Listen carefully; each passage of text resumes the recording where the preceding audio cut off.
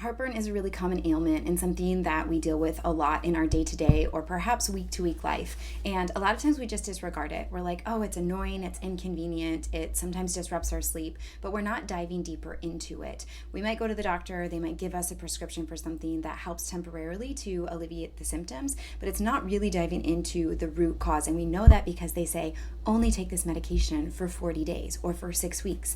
We're still not getting to the root cause of what is going on with heartburn. So in this episode, I really want to dive into heartburn and why I never ignore it and you shouldn't either.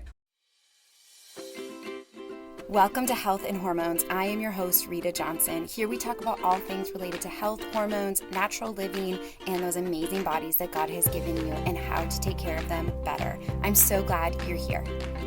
Welcome, friends. I just wish that I had $1 for every time someone told me, oh, and I have a little bit of mild heartburn, or my husband has a lot of heartburn, or my kids have a lot of heartburn, indigestion, acid reflux, things that they've been on medications for years.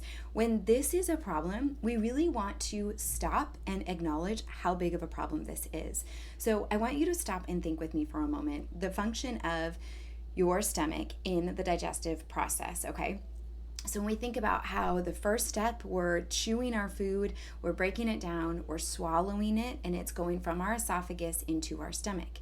In the stomach is where that food is churning and burning, as I like to say. It's mixing with our gastric juices, our stomach acid, to become more acidic. It's also breaking those food particles down, right? That's essentially the role of the acid at our stomach. So if you just ate some beautiful cheeseburger, it's going to take all of the components that went into that meat, that the animal itself put into its muscle, to break it down into those amino acids and those vitamins and minerals that are present there. So I like to think of it this way, if we're really focusing on getting this beautiful high quality food into our bodies, onto our plates and into our homes, then we also need to be sure that once it comes into our body that we're digesting those foods well. If we're not, then that beautiful nutrient dense food isn't really helping us very much. And in fact, the result is if we're not breaking food down in the stomach, if we don't have enough support at the level of the stomach, then every time we eat, we're going to have a new source of inflammation to the rest of our body. I think when we put it that way, it helps us to see like, oh, wow, this is a really big deal. This is something I need to dive into and support more of. And so I just want to talk to you a little bit about some of the things I'm thinking when somebody tells me they have heartburn. So the very first thing I'm thinking is not what you would think. It's not that this person in front of me has too much stomach acid. Generally, when we have indigestion or reflux into our throat, it's actually because there's not enough acidity in the stomach. So let me explain this because it definitely feels like there is enough acidity, right? And that's why it's backing up. But the reality of what's happening here is that we have a valve between our esophagus and our stomach. And when the food that we chewed and swallowed gets sent down into the esophagus, as it meets with the gastric juices, when it gets to a certain pH, that valve will close. And that valve will close, and then the food will start to commence the churn and burn process, okay? If there's not enough acidity in the stomach, that valve that wants to close before so that you don't have a burning feeling in your esophagus, which by the way is not designed to handle a very low pH like the tissue in your stomach is.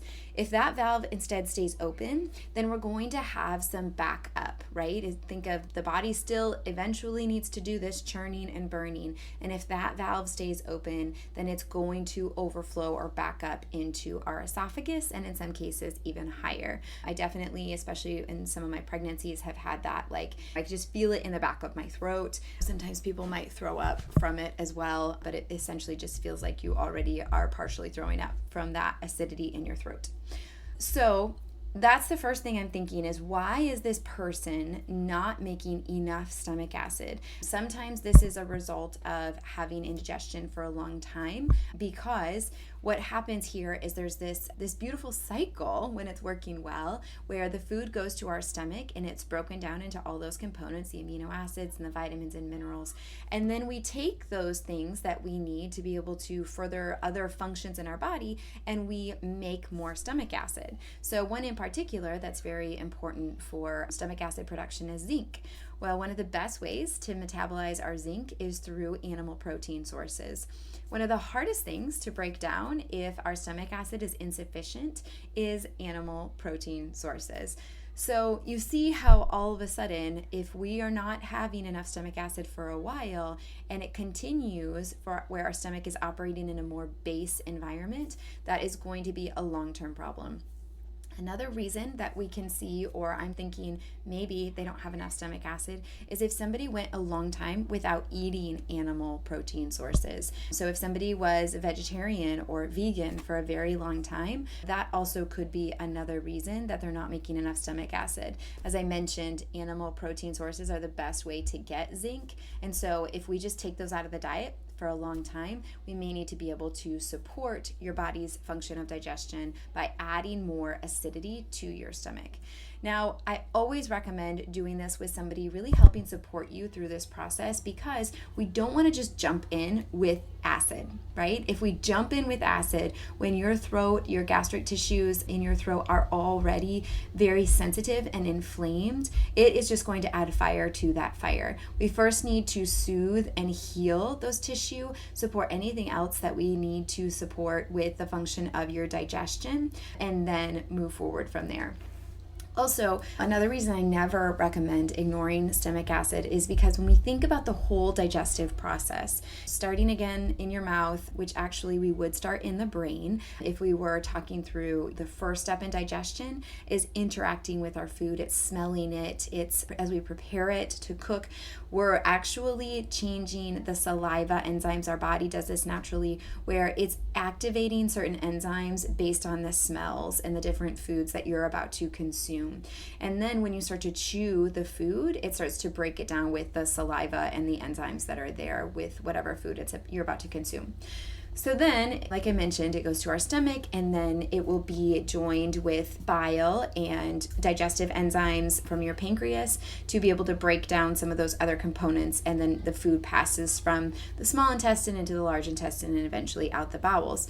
So sometimes we really focus on things like, oh my gosh, it's my bowel movements. I'm just having really loose stools or really hard to pass stools. That's important, yes, but I'm always thinking what earlier in the process is showing us dysfunction that we need to support that, because otherwise it's only going to be a Band-Aid solution, right? I do want to be sure that you're having a bowel movement every single day, but if we need to support your stomach acid production and we're completely ignoring that and only focusing on regular, consistent bowel movements, we're doing your body a major disservice, and we need to really go higher up the digestive process, if you will.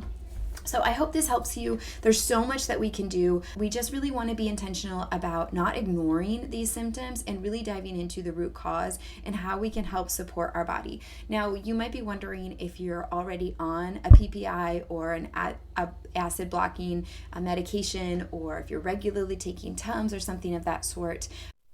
Hey friend, are you struggling with trying to figure out how to support your hormones naturally? You're sick of all these other solutions that you're hearing about that are artificial or outside of your control? Then grab my free ebook. It's all about how to balance your hormones naturally. The link is in the description to this podcast episode. There's so much we can do to take our health back into our own hands and feel better. So let's get started today.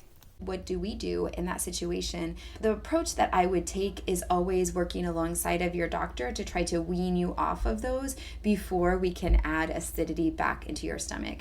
Obviously, that's something that we would also want to focus on healing those tissues, the esophagus tissue that has been exposed to a lot of acidity. That is a huge step of that process as well. But we never want to add more acidity to the stomach while also taking a PPI or taking a large amount of antacids, because they're really counteracting each other, and long term we could have just as many problems, if not worse. So the other thing, and I want to leave you on a note of hope, that we always want to be mindful of is that when we start taking more acidity in our meals, in our digestive process to support our body's ability to break food down, the good news is that over time, you're not going to need as much acidity or any at all. Your body eventually will start to break those foods down again, and then no longer need help in the ability to break down those protein sources, to get enough zinc, to make more stomach acid. And so it is a really beautiful thing to see, right? We can have a lot of symptoms that are speaking very loud to us, but then we can move on from that place and be like, wow, I never really have heartburn anymore. I do notice my digestive system is working a lot better. So I want you to know that too. This is not something you will always have to deal with. It's just something we really want to listen to and support your body through.